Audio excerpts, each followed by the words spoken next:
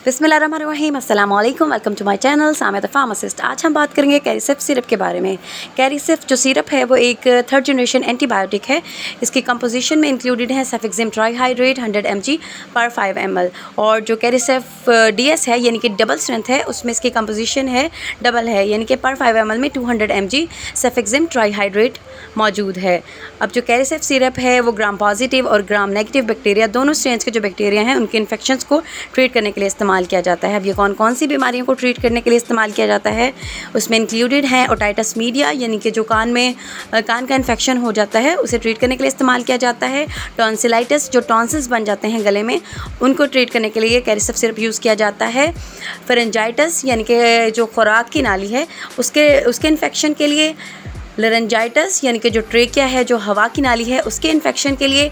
Bronchitis, जो lungs में bronchioles हैं उनमें इन्फेक्शन हो जाए, सोजिश हो जाए, उसके लिए। इसके अलावा निमोनिया, जो लंग्स का निमोनिया होता है उसके इन्फेक्शन के लिए यूज़ किया जाता है।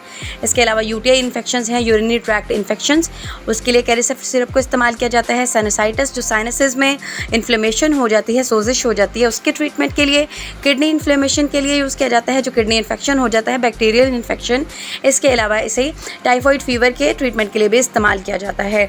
अगर हम अब इसके साइड इफ़ेक्ट्स के बारे में बात करते हैं तो इसके साइड इफ़ेक्ट्स भी हैं जो कि सारे पेशेंट्स में नहीं भी शो होते, लेकिन सम पेशेंट में शो होते हैं, जिसमें गैस पैदा होती है स्टमक में, वॉमिटिंग यानी कि क्या और मतली आना है, डायरिया है यानी कि लूज़ मोशन भी लग सकते हैं, एब्डोमिनल पेन है जिसे पेट दर्द भी कहा जाता है, ख़ारिश वाले दाने बन जाते हैं जिसे स्केबीज़ कहा जाता है।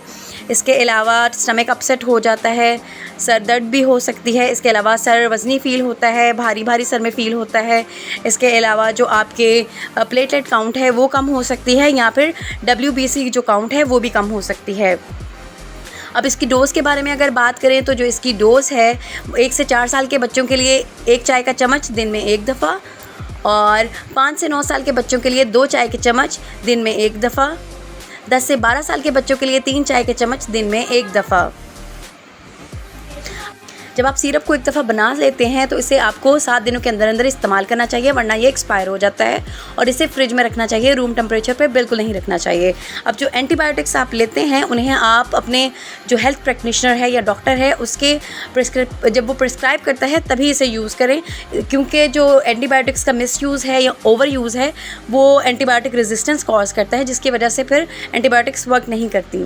Thanks for watching.